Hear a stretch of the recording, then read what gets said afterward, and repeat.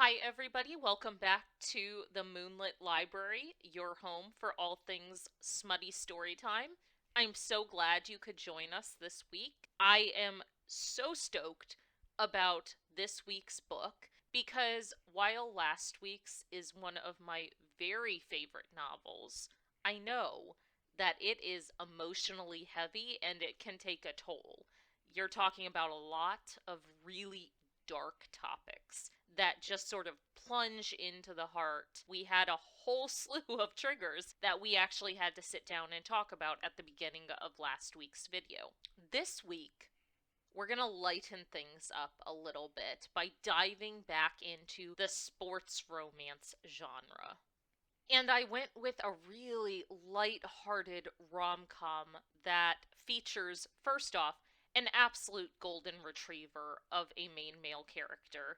Second off, has no third act breakup. I love the authors who eschew that particular trope because a lot of the times the third act breakup revolves around miscommunication that could easily be solved. This particular book is a new adult sports romance. And for those of you who may be unfamiliar with the new adult trope, it looks at people who are traditionally just coming of age. Most of the time, it falls within that sort of college, post-grad type of world. So without further ado, I would like to introduce this week's novel, which is Iced Out by Veronica Eden. And this is legitimately one of my favorite hockey romances. It pulls in the sense of pride and a little bit of arrogance that you see with a lot of the sports romances, but it tempers it with a sweet, loving main male character who really just wants to make his significant other happy. It's actually a thing of beauty, and I have a very special place in my heart for this particular novel. As you are all aware, I love to collect my hard copies of books, and this week is no exception. We 1000% have the hard copy here at the Moonlit Library, and I'm going to show it to you because it's super pretty. So this copy of Iced Out is actually, they call it the alternate version, I call it the discreet version, and honestly, it just sort of spoke to me, not because I didn't like the model cover. The model cover is spicy, and he's a really good-looking dude. It's just not how I visualized Easton in my head. And for anybody who has been a huge fan of a book and fell in love with a character, books can be made or broken not just by the characters, but how the artwork portrays the characters. And so when it came time to pick up my copy of the book, I knew that no matter how attractive that main male cover was, he wasn't my Easton. So I had to pick up the discreet cover, the alternate cover. So now we are going to dive right on in to our synopsis. And fortunately, this time we actually do not have content warnings because, like I said, this is a light-hearted book. Dancing on bar tops means the night is going great. Exiting the bar hauled over the shoulder of Heston University's infamous hockey captain? Not my idea of a good time, but my would-be knight would have to do. I needed an escape route for my brother, his biggest rival. Easton Blake is the perfect reminder of why I avoid hockey players. Cocky, frustratingly sexy, accustomed to every girl in his orbit falling for his charm. With his sultry smile that tells me he knows all the ways to make girls come undone with his touch, I'm almost the next score on his stats. Except I have no time for distractions when I'm focused on graduating early. Gaining Easton's attention wasn't part of my plans.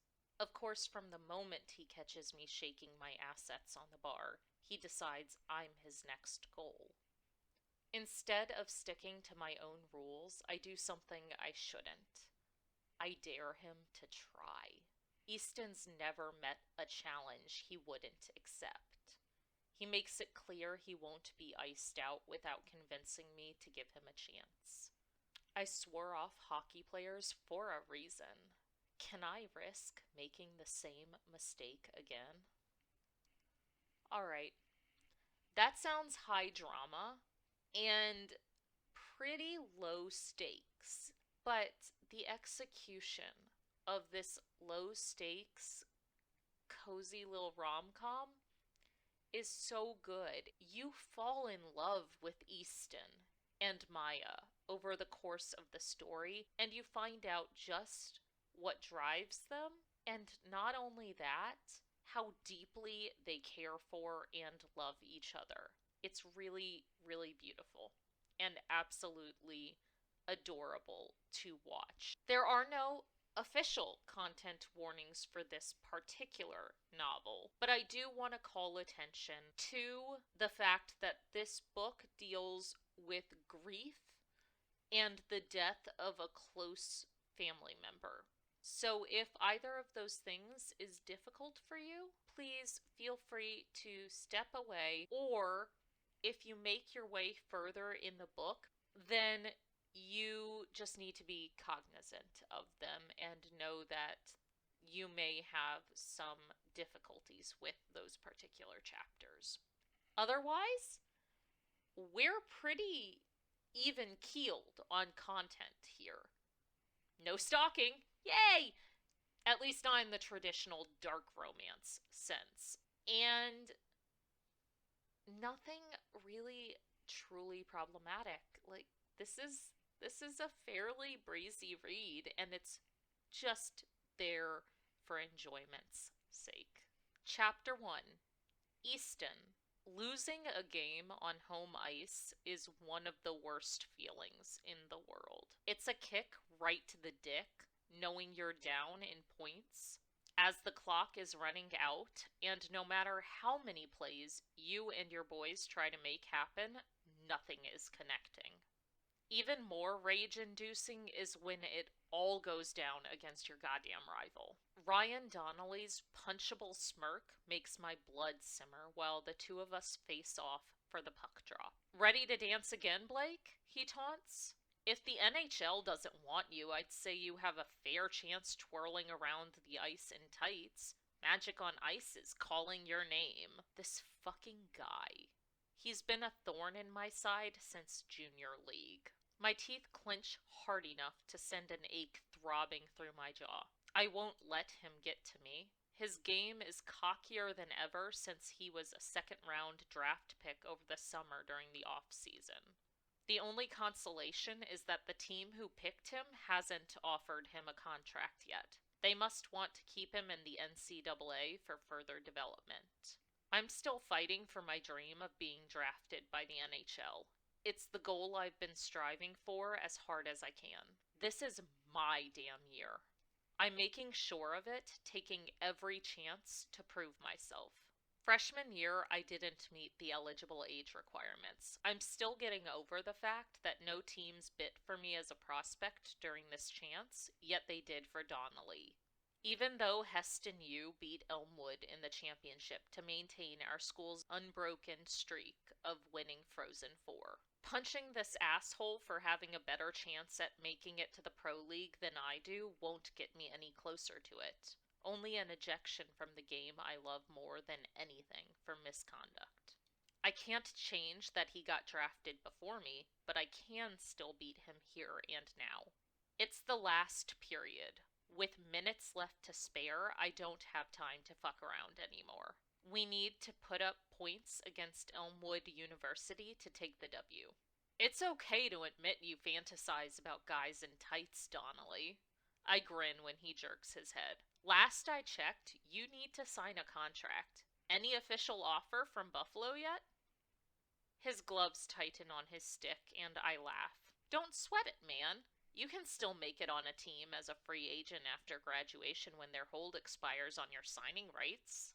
Donnelly narrows his eyes, lips curling back with a growl. The ref's whistle blows, and we sink into position for the face-off.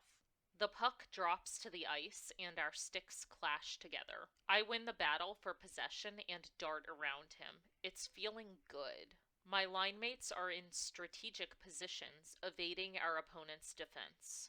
I'm flying down the ice toward Elmwood's goal when my attention snags on a flash of red in the corner of my eye. It interrupts the sea of dark blue and green in the Heston student section. What the? It's not just someone wearing red in our student section.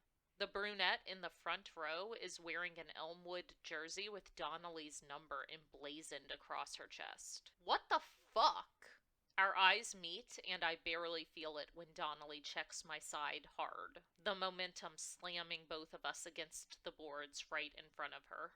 Time seems to freeze. My heartbeat drums in my ears, drowning out the sounds in the arena. It's strange. I've played games where I felt like I was at the top of my performance level, skating better, shooting on the net more accurately, and connecting with my teammates.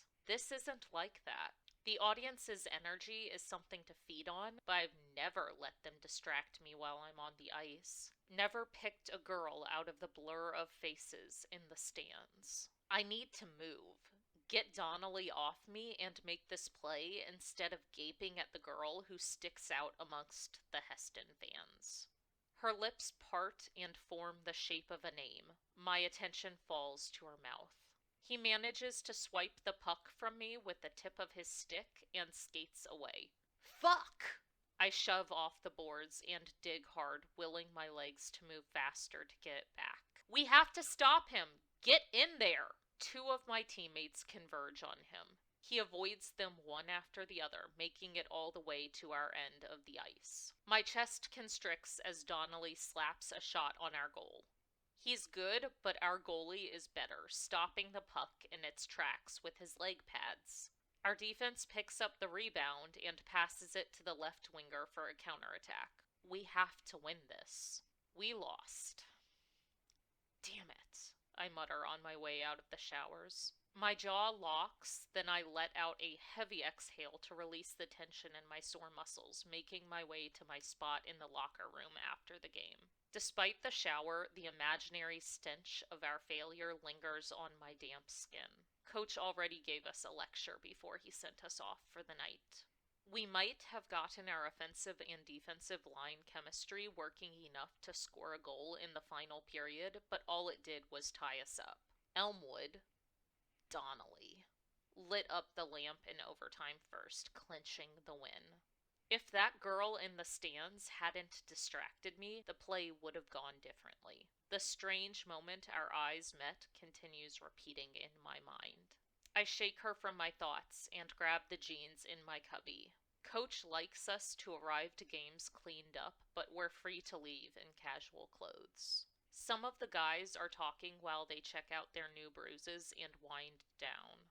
The vibe in the room is somber but not as heavy as my own disappointed mood. It's not like me to keep my head down after a loss. Not a great look for the team's new captain. I've only had the title for a few months. My last play against Donnelly replays over and over as I search for what I should have done differently. My dad always taught me the importance of moving on after a bad game outcome. He's one of the reasons I'm chasing this dream so hard, so for his memory, I have to put this behind me. This is my year. I want that draft pick rather than graduating without any NHL recognition and choosing to go the free agent route to make it to the pros. These days, being drafted doesn't mean you get called up right away without finishing college like it was in my dad's era. Some do. Alex Keller, one of our upperclassmen teammates, signed with the New York Islanders last summer, and he killed it during his rookie season. It's becoming more common for drafted players to finish out their development in the NCAA and graduate before they're called up to play professionally. Sports blogs speculate it makes for a more well-rounded player. still doesn't make me hunger for that pick any less. And if I get an offer, I'll leave school early in a heartbeat. I like my classes fine enough, but finishing my degree isn't important to me if I have the opportunity to achieve what I want. It's got me impatient to get out there on NHL ice where I know I belong. I came to play for Heston University with that in mind when UMass passed me over. Heston Lake, Connecticut is a small college town not far from Hartford. This close to any of the major teams in the Northeastern Division, players usually vie for spots on the UMass, Elmwood U, Boston College, and UConn hockey teams. But this is the right team for me, and I show UMass what a mistake they make every time we've wiped the ice with them in the last 2 years. I heave another sigh, then rake my fingers through my disheveled hair, sending water droplets at my locker neighbor, Cameron Reeves. He whips me with his towel, clearly in better spirits than me. Do I need to tell you to turn that frown upside down like my mom always does? He jokes. My lips twitch, but I can't revive the determined smile I gave him before we hit the ice. Shut up, man. Not doing it for you? Well, then my other sage advice is to hit up the Landmark for a drink and get laid. Noah Porter and a couple of our other D-men chime in with their agreements. This time, my smirk comes a little easier because I'm with them on that cure too. It'll take nothing to find a girl to help me forget the sting of losing against our rivals tonight. Once I finish getting dressed, Cameron nudges me with his elbow before tugging on his worn Heston U baseball cap backwards over his mess of thick, dark brown hair. Win or loss, it's his ritual after a game to reset himself for his next time defending the crease. Hockey players are some of the most superstitious people on the planet. We've all got our little quirks to keep our focus dialed in on the W. Hey, Captain? Elijah Adler, one of our freshman players, hovers behind us. Careful, rookie, Cameron warns. He's in a mood. I shoot my best friend a flat look. His gray eyes glint with amusement, and his easygoing grin widens as he finishes tossing his goalie gear into his bag. Relax. He drops to the bench and slings an arm over my shoulder. We'll get Elmwood back when we play them again. My jaw works. I wish it was tomorrow night instead of us playing another home game. Me too, he says. Damn scheduling. But when we do have our second game, we'll get our revenge. I give an affirmative grunt in response. He's right. Everything this year feels more intense, with my last chance at the draft looming over my head. It's all on the line this season. For fucking sure, man. Cameron clamps a hand on my shoulder and jostles me to get me to loosen up. There you go, bro. It's early in the season still. It'll be us on the ice at Frozen 4 for sure after we kick ass for the next 30 games to make the playoffs. An enthusiastic cheer of hell yeah echoes around the locker room from our teammates. Even though we lost against our rival school's team, their morale isn't as low as mine for costing us the win. They voted unanimously to pick me as team captain during summer training. I'm letting them down if I can't pull myself together. What's your go-to post-game pick-me-up? Noah prompts. Phone poised to capture the response. Porter. Madden growls from his seat on the bench at the gear cubby next to mine. He's shirtless, face mottled with red splotches while he hurries to tug a hoodie over his head. Chill out, Graves. It's called creative cropping. Noah smirks and shoots me a wink over the top of his phone. You know what I keep telling you, any exposure is good exposure. Noah's the only one of us with sponsorship deals he's secured through flashing his winning California Beach Boy smile, blonde hair, and perpetual golden tan on social media. Madden ducks his head, thick dark hair hanging in his face as he scowls at his lap. I'm just here to play hockey. And with that winning attitude, who wouldn't want to sponsor you? Noah quips. So, give us your post-game recovery ritual. What about you, Captain?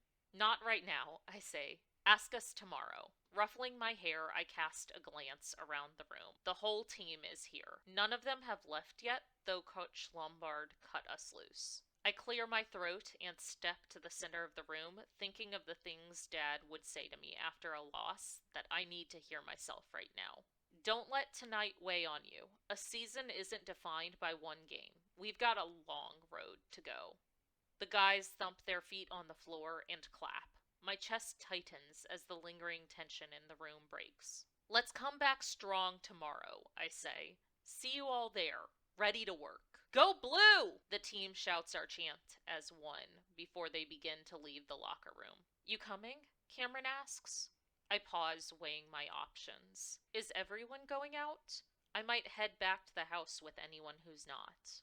We need this tonight so we can hit the ice tomorrow with a clean slate, he reasons. I nod slowly. Yeah. He bumps his fist against mine. Good man. Let's go. Come on, rookie, you too. Elijah points to himself, green eyes wide. I wave him over so he's not hovering at the edge of the group. The five of us head out of the arena and start the short trek from the far side of campus to the local sports bar. After a game, the landmark is where everyone goes. The blast of cool, late October air feels good. It's helping clear my head during the walk through town. This is a big part of hockey, too. If you don't know your teammates, all the practice in the world can't take you that last extra mile that sparks from the camaraderie built outside the rink. We live together off campus, eat together, and go out together. I see them more than I see my mom and little brother. But it's okay because my teammates are my family at Heston. When we make it to the landmark, the place is packed with students and townies that attended the game. They commiserate together with pitchers of beer and the best wings in the state. It smells fucking heavenly. I wish I could cheat on the plans the team nutritionist gave me to enjoy some of that tonight, but the best I can get away with is a couple of beers. Hambone, the owner's white and tan dog, weaves through the room, sniffing around for any scraps of fried chicken that fall. He trots over, and I kneel down to greet the pit bull with a scratch behind his ears. Hey, Hammy, you making out good tonight? I chuckle at the way his whole body wiggles when he wags his tail. Yeah? Good boy. Our usual spot's full, Noah says when I stand up. You've got to be shitting me, Madden growls. Right as we follow his gaze, the group taking up the end of the bar shouts in celebration. My mood plummets at the sight of red. Some of Elmwood's players are here. In our bar. What the hell are they doing here? I mutter. I heard from Coach Kincaid they have another away game on their schedule south of here, so they're staying in town tonight instead of busing back to their campus, Cameron says. Madden takes a threatening step in their direction, thick brows pulled together. I cut him off and nudge him back with a shake of my head. It's fine, Graves. Let's just go over here. I motion to the other end of the bar, furthest away from them. They're not ruining the rest of our night. Damn right, Cameron says. Reagan, one of the student bartenders, makes her way to us once we're situated with a sympathetic smile. Hey guys, the usual? Noah braces his elbows on the bar. Reagan, I need to drown all my sorrows tonight. So a pitcher, 4 large baskets of grilled chicken strips, and a round of potato wedges? She laughs when 5 hungry as fuck hockey players nod in unison. Stat, babe. Noah blows her a kiss. Thank you. Just water for me, that's it, Elijah says. Not so fast. With the same mischievous smile that steals the hearts of girls all over campus, Noah waves a 20 pinched between 2 fingers. Reagan accepts the tip he slides her whenever we're here to make sure our song choice plays. Did you think you'd get out of it because we're so far from the stereo system? Come on, Elijah protests. Really? Tradition's tradition, man. Cameron rubs his mouth to cover his grin. You gotta do it. We've all been through this. Easton, Noah, your brother did it. Elijah's older brother was a sophomore on the team during mine and Cameron's first year here. Caleb Adler was drafted after that season and plays for Seattle. It's your time! I elbow him when Pony by Genuine starts to play. Whenever he hears it, he's supposed to dance. The rest of the patrons get a kick out of this just as much because it's a time-honored team tradition. Cameron chuckles. You got this, rookie. Elijah pulls a face, then his shoulders slump. He keeps his light brown hair trimmed on the sides, but the longer section on top falls in his face. He scrapes it back with a sigh. Noah hypes him up when he starts to move. He's off beat, but his attempt at a sexy dance? has all of us trying to keep it together. Not cracking up is a struggle as he turns around, plants his hands on his thighs, and tries his best impression of twerking. I lose it first, leaning heavily on Noah. Cameron breaks next, wheezing while he wipes away tears. Shouts and whistles from the other side of the bar cut through our laughter. My smile fades while I search the crowd to see what the commotion is. The Elmwood guys block the view around the opposite end of the bar where a bunch of people have congregated. Exchanging a look with Cameron and Noah, I lead them around the corner for a better view. I'll tolerate Elmwood crashing our bar, but if they start any shit, we'll handle them. The yelling shifts into cheers as a girl emerges in the middle when she stands on a bar stool. She climbs on top of the bar and winks at Reagan as she tugs her ponytail free, sending wavy chestnut brown hair cascading around her shoulders. Rolling her hips to the sensual beat of the song, she sinks her fingers in her hair and gives the entire bar a show that captures my rapt attention. Mine and every other guy's in the room. Damn, baby, Noah mutters. I agree. She drops down low and pops back up with a sexy move that ignites heat low in my gut. My hands ball into fists when she faces our direction. It's her. The girl from the game. I'm so awestruck that she's here, I'm not watching where my feet are taking me. I grunt as I walk into a wooden column, clipping my side. Pain flares in the shoulder that Donnelly slammed against the boards earlier while I stumble to regain my balance, nearly knocking over a bar stool. The guys bust out laughing, but it barely registers. I don't care. How the hell could I care about anything else? Nothing else matters right now. My eyes remain locked on her. Chapter 2. Easton. There's no mistaking that the beautiful girl swaying her ass to the music on top of the bar is the same one I locked eyes with during the final period. Her Elmwood jersey is gone. Thank fuck. My gaze drags over her, captivated by every move she makes. She flips her hair to one side, grinning as she lifts her arms into the air and rocks her hips back and forth. The strappy black top beneath her flannel that crisscrosses over her chest rides up to flash the bar a peek of her stomach. Snug jeans hug her soft curves and... Dude! Cameron slaps my shoulder. Dude! Cameron claps my shoulder, sputtering through his amusement. You almost ate it. Yeah. My answer is distant, and I brush him off absently. You good? He waves a hand in front of my face when I don't answer. Hello? Earth to East?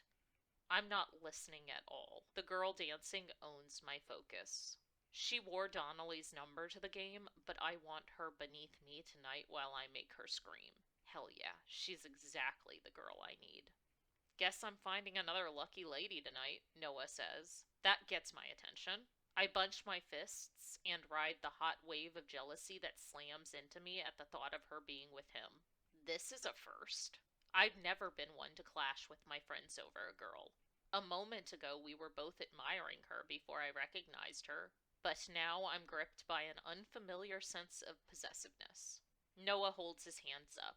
Relax, man. She's all yours. Not really my type anyway.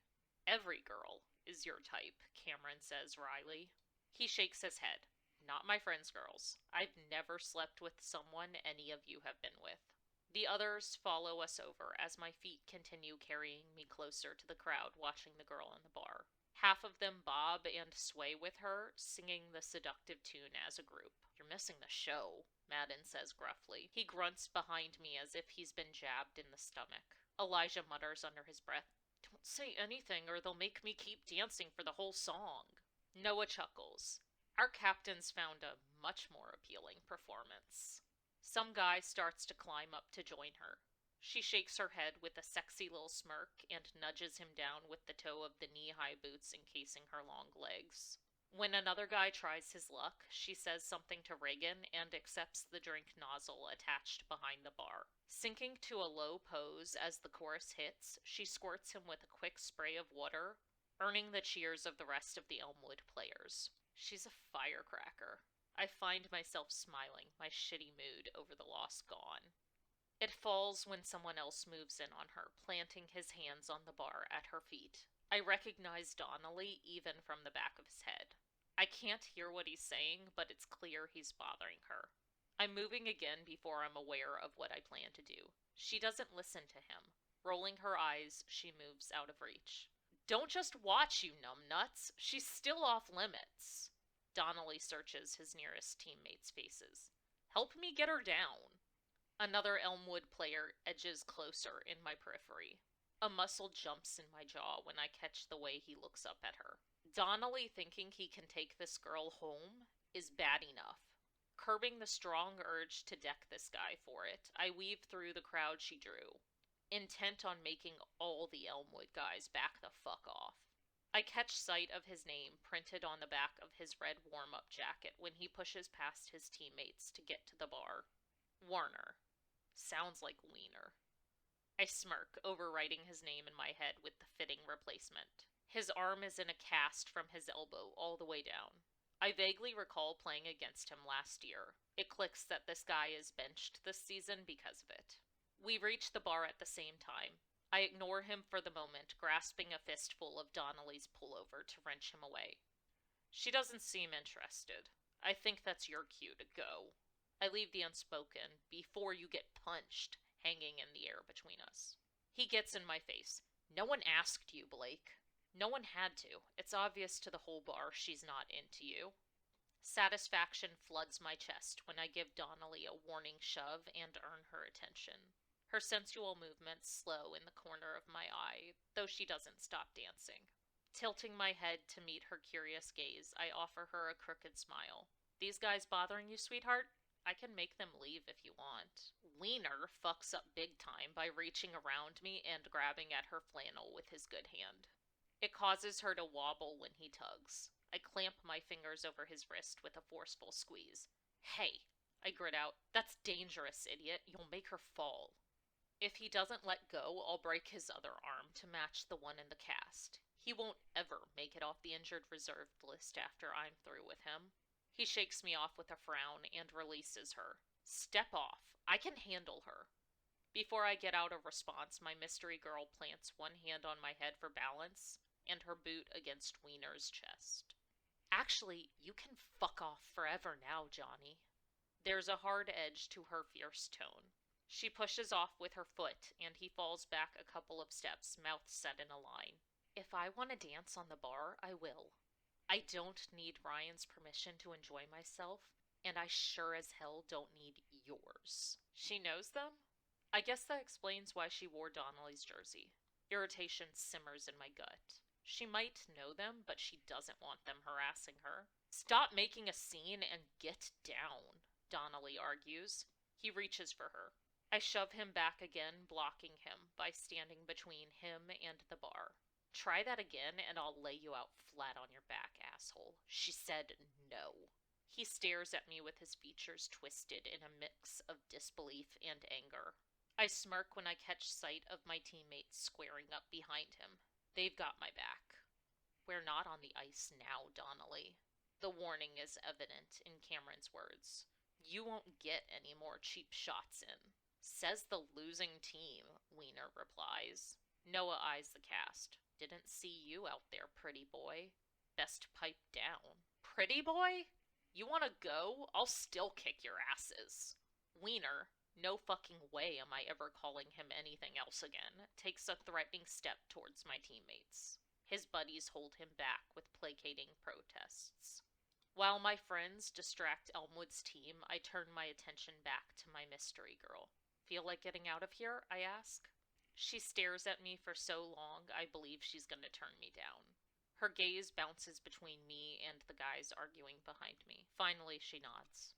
If it gets me away from them, yeah.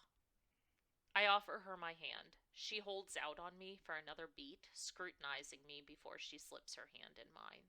Grinning, I haul her off the bar and catch her over my shoulder. A surprised shriek escapes her, but she clutches my hoodie while my grip settles on the back of her lower thigh to keep her steady. A laugh leaves me when Donnelly realizes I'm halfway across the room. His shouts follow us as we make our getaway. I forget the sting of losing the game because this win tastes far sweeter. Having a hot girl over my shoulder puts me in an excellent mood. Even better, she left with me instead of Donnelly. She's not cheering for him now. Satisfaction expands in my chest because soon I'll have her screaming for me instead. We're approaching the square at the center of town, 3 blocks away from the bar, when she taps me on the back. So are you going to let me down soon or what? I'm just hanging over your shoulder. Chuckling, I pretend to think about it for a second. I hadn't thought about it, no. I like you where you're at. She hums sardonically and pokes me in the side. I grunt when she prods at a tender bruise above my hip. Put me down. Reluctantly, I stop walking. All right. I guide her carefully, hovering my hand over her back, ready to catch her as I bend to let her slide off my shoulder. Her feet dangle, wiggling in search of the ground, while she keeps an arm hooked around my shoulders to stabilize herself. Her body drags against mine when she drops the last few inches to the pavement. There. I clear my throat and ruffle my hair to distract myself from how good she felt pressed against me so I don't pull her back in. Better? Much. Oh damn. It was hard to tell when she was standing on the bar while I was too busy enjoying her dancing, but she's shorter than me. Most people are when I stand at 6'5". I've got almost a full foot on her. In her heeled knee-high boots, the top of her head barely reaches my chin. I study her long legs, guessing she's around 5'7", give or take an inch. Her body is banging with flared hips that look perfect for grabbing, and the strappy shirt beneath her flannel provides a tempting peek of her mouth-watering cleavage. She brushes herself off, shivering against the crisp breeze. Are you cold? We got out of there without getting your jacket. I tug at the neck of my hoodie. I don't usually give my clothes away, yet I offer anyway. Want to wear this? She tucks her brown hair behind her ear. No thanks. I'm fine. I like the cold. It's still bearable for me to go out without a coat, at least for another couple of weeks. We fall into step together and continue through Main Street Square. She's heading for campus, though I'm not sure if it means she has a car parked at the arena or if she goes to school here. Do you live on campus, I ask? Is that your way of asking if you can come over? She counters in a teasing tone. I do. I'm in the apartment suites in Montgomery. I breathe easier knowing she isn't about to disappear after tonight. So you go to Heston. I haven't seen you around before. She seemed to know Reagan back there. Me and the guys are in the Landmark at least twice a week, and I can't say I've seen her. I would have noticed. I keep a pretty loaded course schedule. I'm working hard to finish my degree within 3 years instead of 4. But you came out tonight. The corner of my mouth lifts in a slow grin. Looked like you enjoyed yourself. Taking breaks is important for your mental health, she says airily. My heartbeat stumbles at the bright smile she flashes me. I rub at my chest, chuckling. I'm sorry your night got cut short since that guy was being an asshole. Well, my brother's always been overprotective. My grin falls. Shock arrows through me, and I stop in my tracks. She shrugs, unaware of my brain imploding on the word brother. Ryan didn't want me to get up there. He thought I wouldn't do it when his buddies dared me, and I love nothing more than proving him wrong. The look on his face was totally worth it. I open and close my mouth, brows furrowing. Wait, you're Donnelly's sister? All the years I've played against him in Junior League and the NCAA, I had no idea he had a sister. A seriously hot sister, Jesus. She snorts, her hazel eyes crinkling at the corners. Yup. You know, technically that makes me Donnelly too. Her gaze travels over me, sizing me up the same way she did earlier. The radiant smile that's making my heart thump hard fades. I want to bring it back right away, debating which of my best lines to use on her to revive it. Instead, those beautiful full lips purse in a cute little frown. Don't tell me you're a fan. No. She cuts off my scoff of disbelief, squinting. Damn. Tall as hell, muscles on muscles, hanging around the Landmark like you own the place? You're a hockey player. There's zero recognition. Is she serious? She doesn't know me? I scrub a hand over my jaw, hitching a shoulder. It throws me to not be recognized when I'm used to every girl on campus knowing exactly who I am. People rush up to me to take selfies between classes, even when I'm not wearing the team's hockey jacket. I haven't had to actually introduce myself in a long-ass time. I'm Heston's starting center. Team captain, I say proudly. Shit. She blows the word out on an unimpressed laugh. Yeah, that's not gonna work for me. I step into her, dipping my chin to stare her down. Is that so? I don't do hockey players. She says that, but the little hitch in her breath when my chest brushes against her tells a different story. Then why hang out at the landmark? Everyone on campus knows it's where you go to chase jerseys. My head lowers along with my voice, my words coming out on a rasp as I watch her carefully. Why get rinkside seats to the game? Didn't seem like you were so against hockey players when you were cheering with every other fan in the arena. Her eyes widen. How did you... Hard to miss you, babe. You were the only one wearing an Elmwood jersey in the Heston student section. Ballsy move.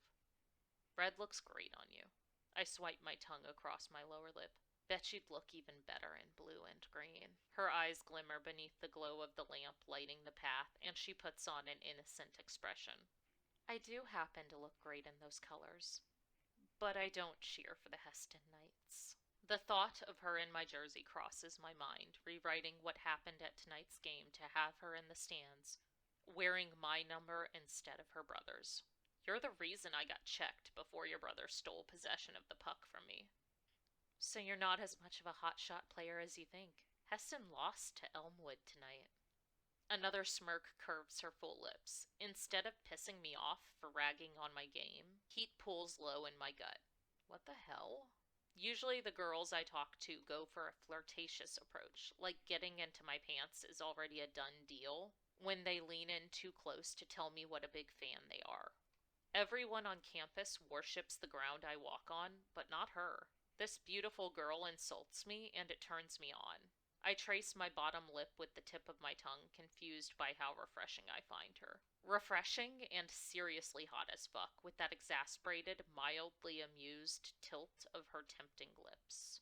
Knowing she's Ryan Donnelly's sister only amplifies how enticing I find her. I'm sure you'll have no trouble finding someone to help you cope, Captain, she says with mock sympathy in her tone. Someone else? My usual routine after a game doesn't even register in my mind at the suggestion of finding another girl. It's what I should do. It would be easy. It always is, but it wouldn't be her. This intriguing girl who doesn't give a single shit who I am or what my reputation on campus is. Time to show her why I've got most girls on campus wishing for the chance of one night in my bed. Your name is the only one I want on my lips tonight, baby. Tell it to me so I can whisper it against your skin between the hundreds of kisses I'm gonna lay on every gorgeous inch of you. She lets out a breathy laugh and shakes her head slowly as her stunning smile returns. It gets my pulse going into overdrive again. Go try that line on one of the girls back in the bar. She retreats, backing away step by step. I'm struck by an irrational urge to reach out and hold on before she slips through my grasp. See you around, hotshot. You're really walking away from me, just like that, I call. She smirks over her shoulder. Just like that. You have no idea what you're missing out on. My chest puffs out when she pauses to face me once more. I take my time dragging my eyes over every inch of her, loving that the longer I admire her, the pinker her cheeks turn. Let me take you somewhere. My voice lowers to a soft rasp that drives girls crazy, each word deep and rough. I know how to make you feel real good. So good I'll have you screaming, baby. She licks her lips, cutting her gaze to the side. I bet. A shadow crosses her beautiful features, there and gone in a minute. My fingers curl into my palm to keep myself from striding over to her and cupping her face until I earn her smile again. Huffing, she props her hands on her hips and squints at me. You know what? I dare you to try. She lifts her brows. I'll never say yes to a hockey player. My head jerks in surprise. First she rejects me, then she throws down the gauntlet. Another slow smile tugs at my lips. Challenge accepted. The corners of her mouth curl. Bye, Captain. My rival's sister leaves me alone in the lamplit square. I watch her until she's out of sight, with a strange burn of anticipation tickling the inside of my chest. Chapter 3. Maya. My phone lights up with another text, the 10th Ryan sent since I escaped him at the bar. My brother's been blowing up my phone with countless texts and 3 ignored calls about the dramatic exit I made, thanks to Heston's hockey captain hauling me over his shoulder to carry me out like some dashing knight. Not exactly my idea of a good time to rely on a hockey player, but it was the fastest way to evade my brother and Johnny. I finished twisting my freshly showered hair into a towel and grabbed my phone off the nightstand, ready to silence my notifications if he doesn't leave me alone. Reagan won't be home from her shift at the bar for another 2 hours. I was planning to enjoy tonight to the fullest, celebrating that I went to my first hockey game in years, without wanting to throw up at seeing my ex-boyfriend on the ice with my brother. Johnny wasn't even playing after his accident benched him for the season.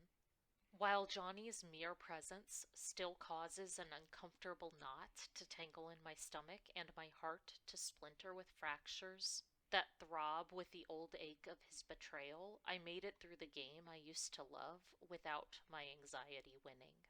I even let Reagan and my brother talk me into going to the bar afterwards. I tend to avoid it on nights I know the hockey team takes over the place. Another pushy text from Ryan makes me shake my head. Ryan. Maya. Ryan. Maya. Maya. Maya. Maya. Maya. Answer your phone, damn it. Ryan. Don't think I won't blow you up every 5 minutes until you answer. We both know I've always been better at getting on your nerves. You'll break first. Ryan. I finally get you to watch me play again after 3 years and you ditch me? Ryan. Why did you let Easton fucking bag of dicks Blake carry you out of the bar? Ryan. If you're with him right now, I'm disowning you as a sister. I could let him stew for the rest of the night. He deserves it after he tried to go all overprotective on me at the bar for having fun. Sighing, I take a photo of myself in my pajamas, giving him the finger. Maya. I wouldn't have ditched you if you weren't being an ass. You can't tell me what to do. You're only like 5 minutes older than me. 10 months older, actually. Irish twins. Our family had a trip raising us, especially our grandfather.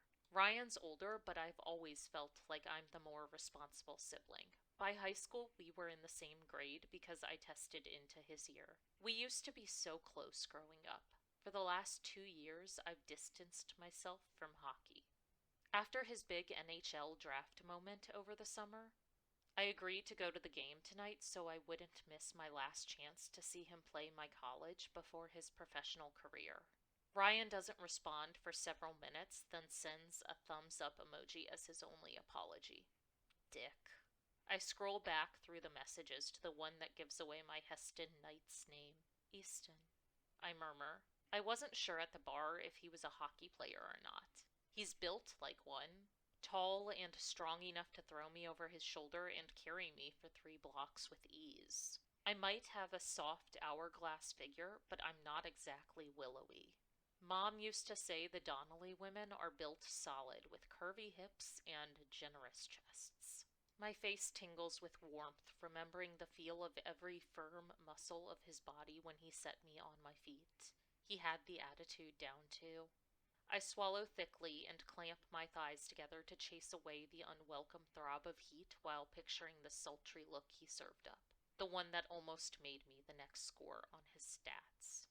Easton Blake is the perfect reminder of why I avoid hockey players. Cocky, frustratingly sexy, accustomed to every girl in his orbit falling for his charm. Handsome, playful smile, messy dark brown hair, warm blue eyes. Oh boy. I rub my forehead, still shocked at myself for winding up with a hockey player tonight. I can't believe I dared him to keep trying to win me over.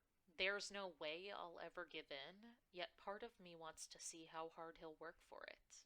My lips twitch. Nah, he'll move on. A guy like him is bound to forget about me. Johnny did. Not a second wasted before I caught him with another girl. Not like finding an unfamiliar pair of panties in his bed, but interrupting them in the act. I wanted to surprise my boyfriend before I toured his college. Instead, I got my heart broken and learned I should never trust hockey players. Other than my brother, I want nothing to do with them. I swore them off to shield my heart from ever going through that pain again. An aggravated sigh escapes me, and I flop back on the bed, covering my face with a pillow. I don't need to dwell on him at all. Annoyed with myself, I climb beneath the covers for bed. This semester, I have what most students would consider a normal schedule.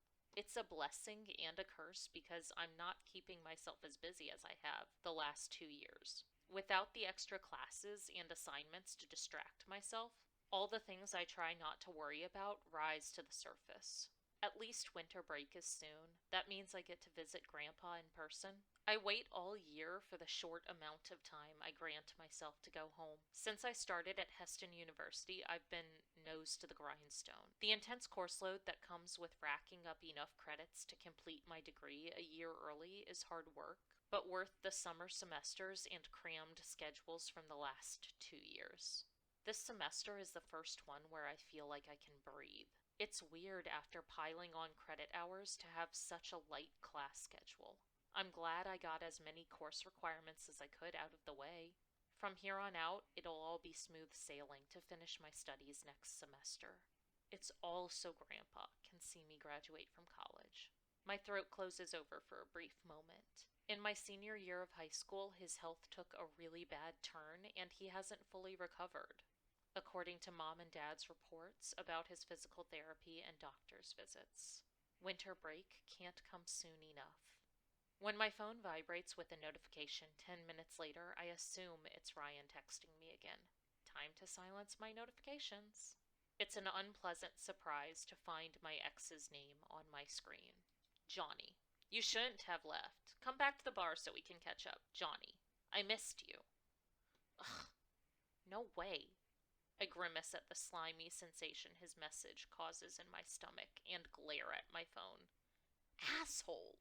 Stabbing the block collar button after so many years feels great. It's something I should have done when we broke up, but I never had to worry. Johnny didn't bother fighting for us or explaining himself. Hard to formulate an excuse for, sorry, you caught your boyfriend balls deep in a sorority chick.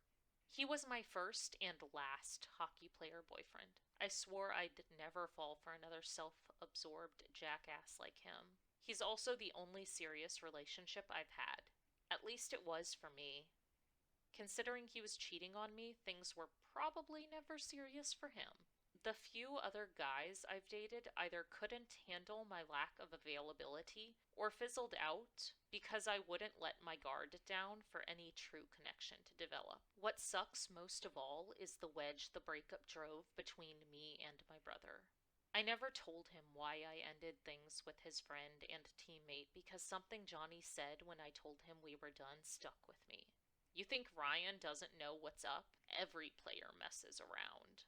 My heart beats hard and my breathing comes in tight, quick pools of air just thinking about the ways he would manipulate me. I close my eyes, trying to concentrate on slowing my anxious breathing with meditation exercises, then squeeze my eyelids when I'm unable to focus. Screw this. I flip the stuffy covers off.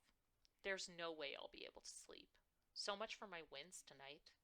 The pride I felt for being able to go to the game dwindles. After throwing on a pair of sweats and a plain black hoodie, I pull my hair into a ponytail and grab my grandfather's faded baseball cap. The hat alone brings a small comfort. I always snagged it from him whenever me and Ryan had sleepovers with our grandparents and wore it around their farm. He gifted it to me when I started college. I brush my fingertips over the embroidered Donnelly dairy logo that's gone soft and frayed with age. Once it's tugged down low, I pocket my keys, my phone, and keep a sharp cat-shaped safety keychain in my hand just in case. Heston Lake is a safe enough town, but I'm still a girl walking alone after dark.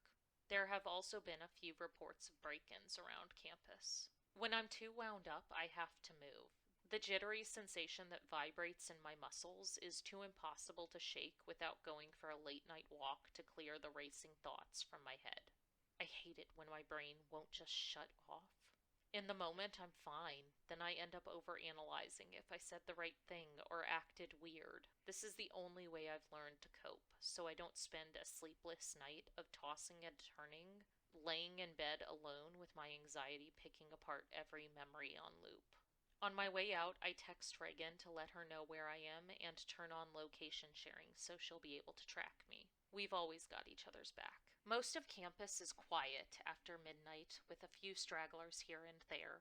One of the fraternity houses is having a party. The thumping music fades behind me as I head off campus toward the square at the center of town. I love walking this way. The buildings all have a historic charm that feels cozy. Plus, my favorite coffee shop sits between a local family owned bookshop and a small art gallery. Clock Tower Brewhouse got its name for the old tower at the top of the building with a clock face.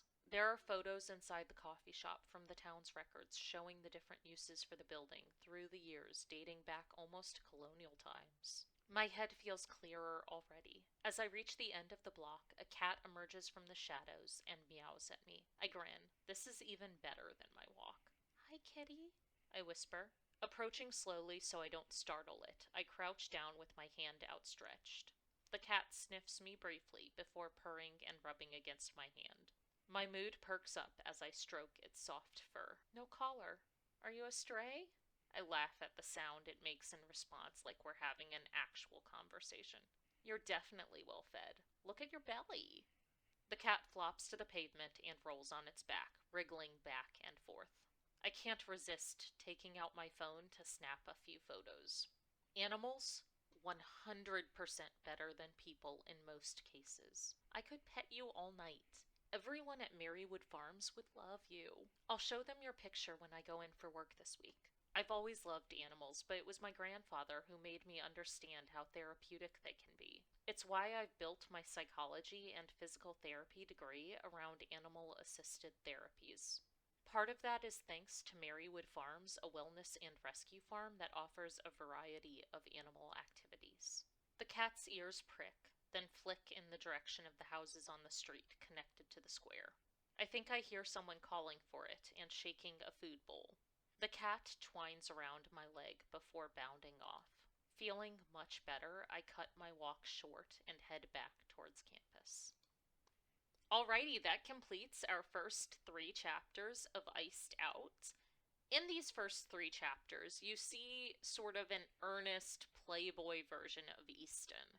But as the story goes on, he just develops more and more, recognizing that there's nothing playboy about his feelings for Maya, and that he really just wants to engage with her in a real and substantive and substantial way that lasts for their whole life. There are so many reasons why I really, really, really feel that Iced Out is probably the most perfect sports rom-com to ever sports rom-com. Veronica Eden created an absolutely darling and romantic angst-free rom-com. I talk about this a little bit because, like I said, I don't really love angst, or at least over-the-top angst in rom-coms, particularly when it comes down to angst because the parties are immature. I know it's undergrad. Everybody's immature. I remember my days in undergrad, and I was extremely immature. That being said, there's still an element of communication to it. You can still have angst and communicate well. That somehow is the perfect world that Veronica Eden created. Don't know how she did it. Actually, I do. She committed to not playing the third act breakup game. So important. There's a little bit of slow burn at the front. Obviously, Easton came in hot with Maya, and Maya was interested in him and then dared him to actually pursue her, which, by the way, killer, absolutely baller move. Mad props to her. But so the slow burn at the front doesn't go super duper long. Easton fully commits to this, like, stat. It is so quick. And as soon as Easton and Maya get together, they communicate so well, largely because Easton himself is a wonderful cinnamon roll who just wants to share his whole fucking life with Maya. Maya would easily just shut down because she's had a lot of really traumatic experiences, and it keeps going. She has a lot of familial difficulties during the course of our short novel. And even though she tries to pull back, she tries to withdraw into herself, as anybody who's struggled with grief can tell you happens. Easton's just not gonna let her circle into a ball to become basically a pill bug. He is there for her literally every step of the way, and he commits over and over and over again, and fully commits to communicating with her. He's such a cinnamon roll. I love him so much. Like, he's a dirty little thing, but he is so precious and absolute golden retriever energy. Full golden retriever energy. He just wants to be with her. He just wants to be near her. He just wants to support her. And what's really cool is that both Easton and Maya have shared experiences in grief, and they talk about them. They connect over them, and not in a trauma bond sort of way, which is really cool because a lot of the time when there's shared grief, the bond is built on that grief. That's not the case. They just connect. And there's something about them that works. So just in case you haven't fully grasped the perfection that is Easton Blake, and I would go on forever about everything that makes him the best book boyfriend ever, because there are no red flags here. He is just one big green flag running across the ice hockey pitch? I don't know what they call it. Ice hockey field? Rink? Rink feels right. Can you tell I know nothing about ice hockey except for the fact that I love ice hockey rom-coms? That's about it. If you asked me anything besides big men go boom, that's about my knowledge of the sport. Also, big blades with cutty edges. Don't judge me too hard. I was a soccer kid. But I have to drop a few quotes because they come later in the story, so they're not in our first 3 chapters. But this gives you the full range of sweet to a little spicy to full filth, because the boy's got the range. He's flawless. So, sweet. You don't have to say anything.